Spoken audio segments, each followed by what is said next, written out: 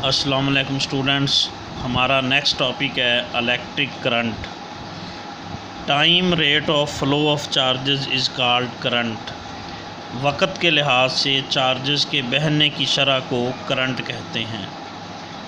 तो सादा अल्फाज में हम यूँ कह सकते हैं कि किसी पॉइंट से 1 सेकंड में जितने कूलम चार्ज फ़्लो कर रहा हो उसे हम करंट कहेंगे। इसको आई से शो करेंगे। इसका formula delta Q over delta T होगा। डेल्टा क्यू चार्ज है, डेल्टा टी टाइम है जिस दौरान ये चार्ज फ़्लो कर रहा है। फॉर एग्ज़ाम्पल 2 सेकंड के दौरान किसी पॉइंट से 10 कूलम चार्ज अगर फ़्लो कर रहा हो तो 1 सेकंड में कितना करेगा 5 कूलम।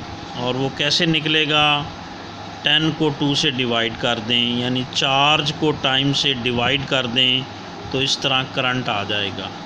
तो 1 सेकंड के दौरान किसी पॉइंट से जितने कूलम चार्ज फ़्लो कर रहा हो उसे हम करंट कहते हैं, यानी चार्जेस के बहने की शरह को करंट कहा जाता है। तो आगे है करंट का यूनिट। करंट का यूनिट इसी फार्मूले से बनता है। Formula delta Q over delta T है। चार्ज का यूनिट कूलम होता है, टाइम का यूनिट सेकंड होता है, तो करंट का यूनिट एम्पेयर होगा। एम्पेयर कूलम पर सेकंड के इक्वल होगा। Ampere is equal to coulomb per second. यहाँ से हम एम्पेयर की डेफिनेशन भी कर सकते हैं कि किसी पॉइंट से अगर 1 सेकंड में 1 कूलम चार्ज फ़्लो करे तो हम कहेंगे 1 एम्पेयर करंट फ़्लो कर रहा है। किसी पॉइंट से 1 सेकंड में अगर 1 कूलम चार्ज फ़्लो करे तो दर हकीकत वहाँ से 1 एम्पेयर करंट फ़्लो कर रहा है। The current of 1 ampere will be passing if charge of 1 coulomb flows in 1 second. अगर किसी पॉइंट से 1 सेकंड में 1 कूलम चार्ज फ़्लो करे तो करंट 1 एम्पेयर होगा। आगे ये देखें, करंट जो है वो मैटर की तीनों स्टेट से गुज़र सकता है, गैसेस से, सॉलिड से, लिक्विड से।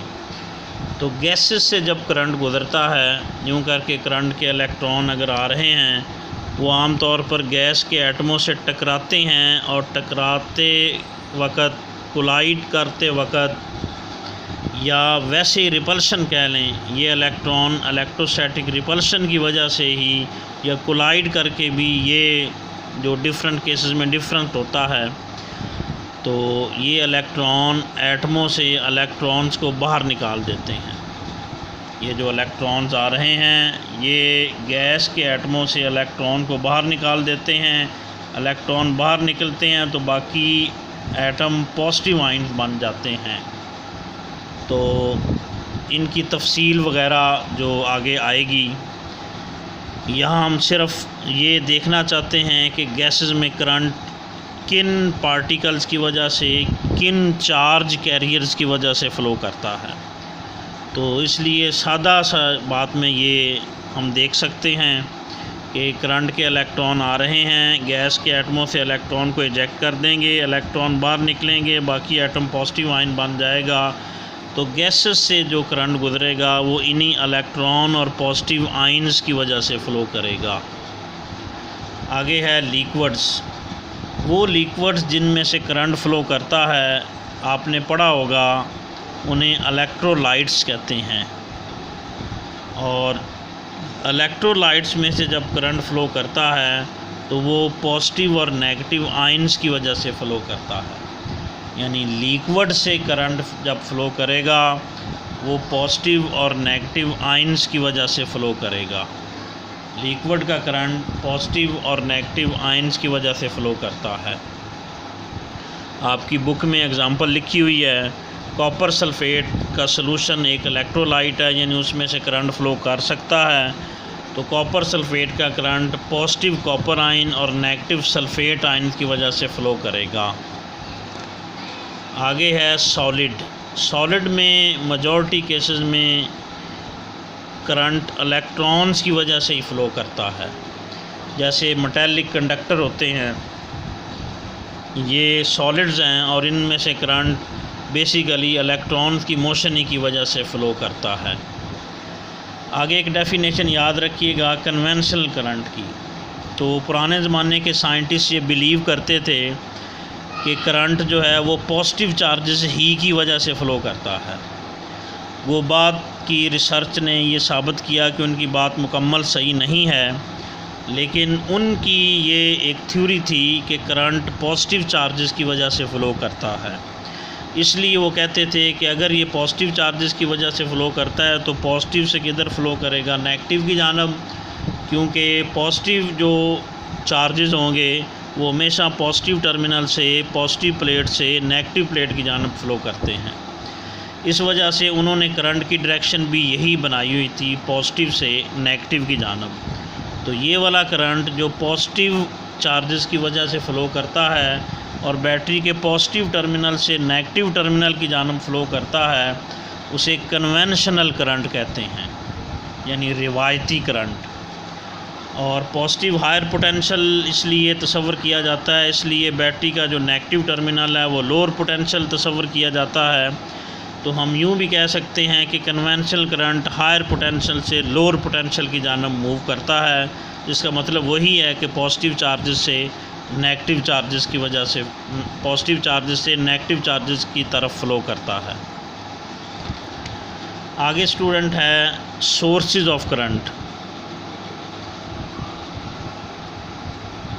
कि करंट किन सोर्सेज से हमें मिल सकता है। सोर्सेज ऑफ करंट,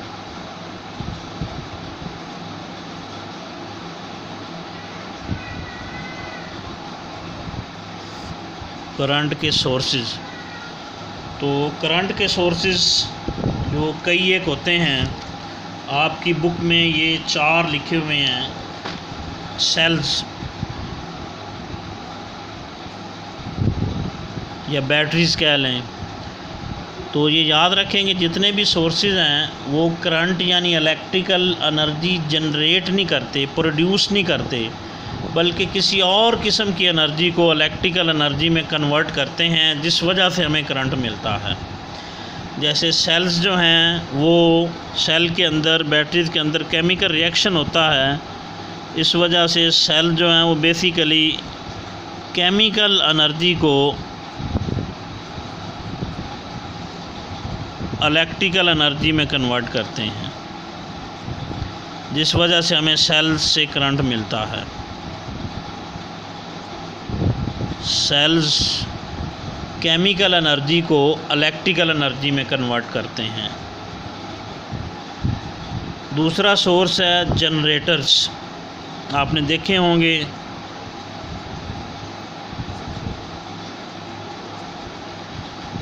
जनरेटर्स की कॉइल घूमती है, उससे हमें करंट मिलता है।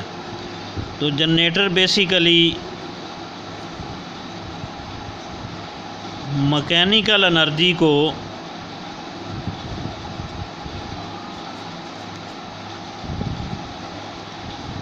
इलेक्ट्रिकल एनर्जी में कन्वर्ट करते हैं।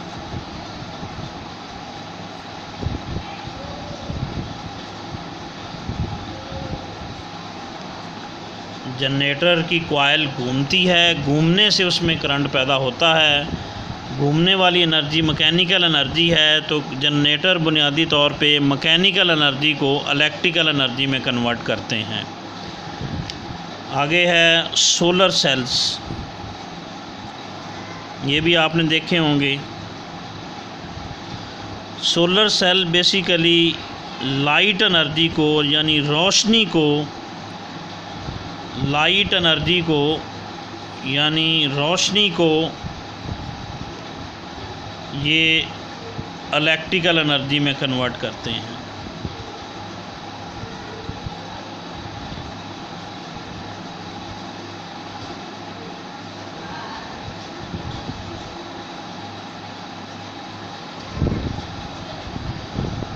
तो सोलर सेल लाइट एनर्जी को यानी रोशनी को इलेक्ट्रिकल एनर्जी में कन्वर्ट करते हैं, जिससे हमें सोलर सेल से करंट मिलता है।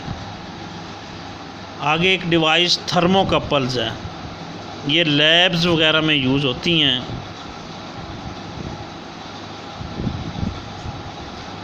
थर्मोकपल्स बेसिकली हीट एनर्जी को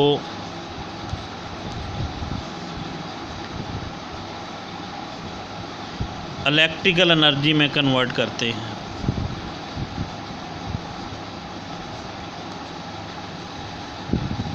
थर्मोकपल्स बेसिकली हीट एनर्जी को इलेक्ट्रिकल एनर्जी में कन्वर्ट करते हैं, यानी ये हरारत को बिजली में कन्वर्ट करते हैं, जिससे हमें करंट मिलता है।